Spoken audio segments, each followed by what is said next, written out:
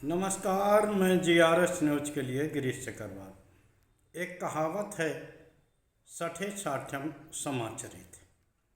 निश्चित तौर पर यह ऐसी युक्ति है जो सभी पर लागू होती है। भले ही आप कितने ही ताकतवर हों, तब भी कभी न कभी आप पर लागू हो ही जाती है। और कहा जाता है कि इतिहास खुद को दोहराता है। ये दोनों उक्तियां प्रधानमंत्री नरेंद्र मोदी पर इस समय बिल्कुल सटीक बैठ रही।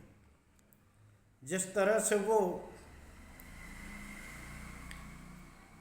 2014 कांग्रेस के भ्रष्टाचार को उठाकर सत्ता में आए, उन्होंने भ्रष्टाचार मुक्त शासन देने का वादा किया, लेकिन जिस तरह से उन्होंने विपक्षी दलों को, खासकर कांग्रेस को, मैं 2014 की बात कर रहा हूँ, 2014 में कांग्रेस मुक्त भारत का नारा दिया, आम जनता भी उनके साथ खड़ी हुई और उनके भ्रष्टाचार मुक्त भारत पर साथ में जोड़कर कांग्रेस को इतनी भी सीटें नहीं दी कि वो नेता विपक्ष के पद तक पहुंच पाए। 2019 में भी ऐसी ही स्थिति रही और कांग्रेस नेता विपक्ष के पद पर नहीं पहुंच पाई। 2024 में इस तरह का परिणाम आया कि वो नरेंद्र मोदी के लिए घातक हो गया। यहाँ तक कि वो नरेंद्र मोदी जिन्होंने कभी भी विपक्ष की राजनीति नहीं की, कभी भी मिली जुली सरकार को चलाने का जिनका अनुभव नहीं रहा, उन्हें विवश होना पड़ा कि वो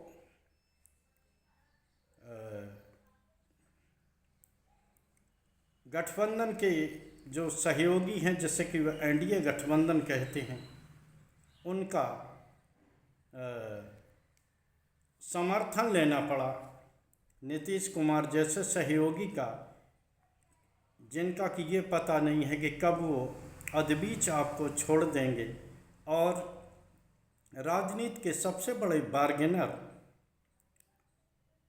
चंद्रबाबू नायडू, जो कि अपने समर्थन की वाजिब कीमत वसूलते हैं और आज भी वसूल रहे हैं, उनका समर्थन लेने को विवश होना पड़ा। इस अपने शासनकाल में नरेंद्र मोदी ने किस प्रकार से कांग्रेस पर व्यंग्य बाण किए, यहाँ तक कि पूर्व प्रधानमंत्री जवाहरलाल नेहरू उनके लिए संकट मोचक बनकर आए और आज तक वो इसी बात पे कायम हैं। निश्चित तौर पर आप ये तय मान लीजिए कि काठ की हांडी सिर्फ एक बार चढ़ती है, लेकिन बार बार वो नहीं चढ़ती। अब उसी भ्रष्टाचार को लेकर जब आम जनता ने और विपक्ष उन पर सवाल खड़ा करता है, तो निश्चित तौर पर, जैसा कि मैंने आपको पहले बताया, कि नरेंद्र मोदी ने कभी भी मिली जुली सरकारों को नहीं चलाया। वे पूर्ण बहुमत की सरकार चलाते रहे हैं, और वो भी ऐसी जिसमें कि कोई सवाल जवाब ना हो। लेकिन आज जिस तरह से उन्हें सवालों के घेरे में खड़ा किया जा रहा है और उनसे सवाल किए जा रहे हैं, तो वो सदन में आने की हिम्मत भी नहीं जुटा पा रहे। यही हाल देश के उन गृह मंत्री का हो रहा है जिन्हें कि चाणक्य कहा जाता था और जो चुनाव के जीत की गारंटी माने जाते थे और जिन्हें सरदार पटेल जैसा कठोर कदम उठाने वाला गृह मंत्री कहलाने का बहुत शौक है। ये अलग बात है कि उनके निर्णय सरकारी एजेंसियों के सहारे होते हैं और वो भी सवालों से इतना घबराए कि सदन में आने की हिम्मत नहीं जुटा पाए। और जिन कांग्रेस की सरकार को, जिस प्रधानमंत्री को सबसे ज़्यादा उन्होंने घेरा, मनमोहन सिंह, उनको अब कोर्ट ने विभिन्न मुद्दों पर बरी कर दिया है। निश्चित तौर पर प्रधानमंत्री रहे मनमोहन सिंह अब हमारे लोगों के बीच में नहीं हैं, लेकिन जिस तरह से उन्होंने विपरीत परिस्थिति में देश को संभाला, उन पर तमाम तरह के आरोप मढ़े गए। कभी भी उन्होंने इस तरह से जवाब नहीं दिया जिस तरह का जवाब इस समय वर्तमान प्रधानमंत्री नरेंद्र मोदी देते हैं। उन्होंने कभी भी खुद को ना तो किसी जात धर्म के खोल में छिपाया,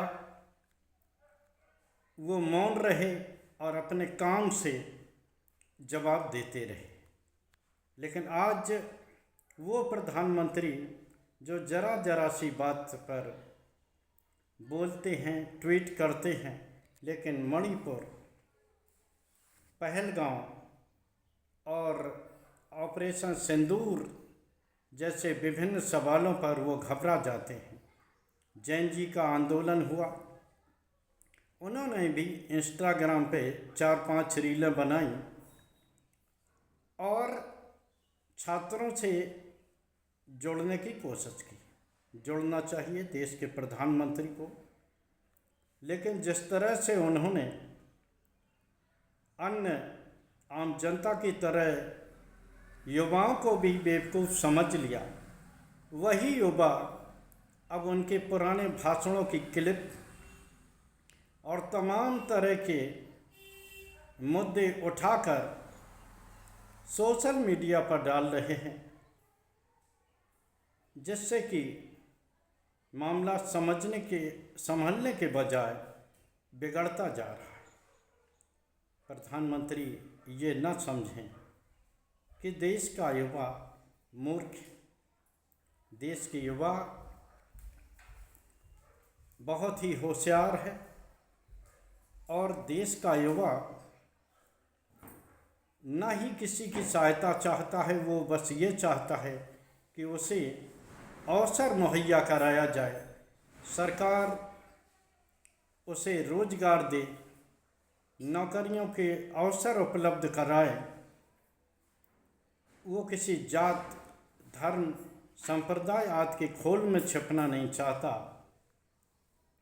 ये सरकार को देख लेना चाहिए, जो कि जंतर मंतर पर प्रदर्शन हुआ, किस प्रकार युवा शक्ति ने सरकार को बैक पर आने के लिए विवश किया। प्रधानमंत्री उन युवाओं को माफ़ करने की बात करते हैं, लेकिन उनका ही प्रशासन किस प्रकार से उन युवा बच्चों को खिलाफ मुकदमे कायम कर रहा है। यहाँ तक कि दबा धमका के उनके वीडियो बनाकर सोशल मीडिया पर प्रसारित किए जा रहे हैं और प्रधानमंत्री माफ़ करने की बात करते हैं। प्रधानमंत्री जी, आपको अपनी कथनी और करनी का अंतर मिटाना होगा। अब आपका सामना देश की भोली वाली जनता से नहीं, उन युवाओं से है कि जो अधिकांश चुप रहते हैं, लेकिन जब वो बोलना शुरू करते हैं तो निश्चित तौर पर बड़े बड़े तानाशाहों को उन्होंने धूल में मिलाया है। ये अतीत नहीं इतिहास की बात है और इसी देश की बात है जिसने कि युवा शक्ति ने कई बार ऐसी सरकारों को धूल धूसरित किया है जो कि खुद को बहुत ताकतवर समझती थी।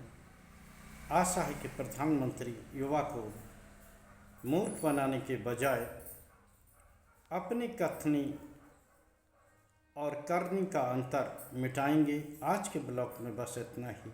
जय हिंद, जय भारत। कल फिर किसी नए मुद्दे पर आपके साथ जुड़ने की कोशिश करूँगा। जय हिंद।